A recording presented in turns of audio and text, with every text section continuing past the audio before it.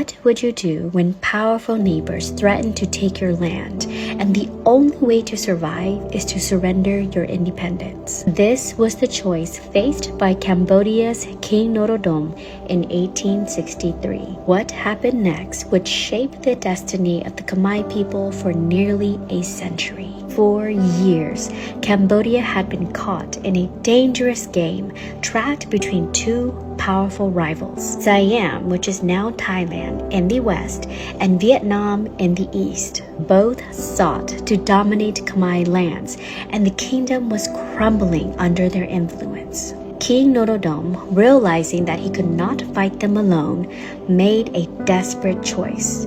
He turned to France for protection. So in 1863, King Norodom signed a treaty making Cambodia a protectorate of France. At first, it seemed like salvation. The French promised to protect Cambodia from Siamese and Vietnamese control. But protection came at a price. The French wasted no time. They took control of Cambodia's finances, its foreign relations, and its economy. Roads, bridges, and railways were built. The city of Phnom Penh was now modernized, but beneath the surface, resentment grew. Heavy taxes were imposed on the Khmer people. Lands were taken, and forced labor became common. Meanwhile, French officials lived in luxury, while the Cambodian people struggled to survive. The once powerful Khmer monarchy was now reduced to a puppet under French rule. In 1884,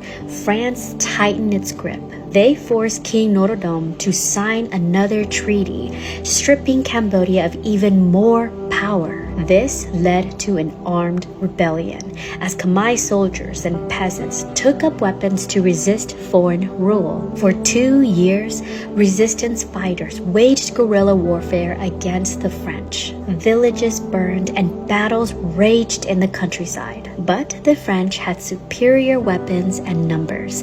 By 1886, the rebellion was crushed, and Cambodia remained firmly under colonial rule. With time, French influence seeped into every part of Khmer society. Schools were built, but the Khmer language was pushed aside in favor of French. New industry emerged, but most of the wealth went to the French. Meanwhile, Khmer identity and traditions were slowly being erased. But the spirit of the Khmer was never broken. As World War II weakened France, Cambodian nationalists saw an opportunity. Leaders like Sunnok Thant and young Prince Norodom Sihanouk began pushing for independence. The dream of a free Cambodia was rekindled. And finally, in 1953, after nearly a century of colonial rule, Cambodia reclaimed its sovereignty.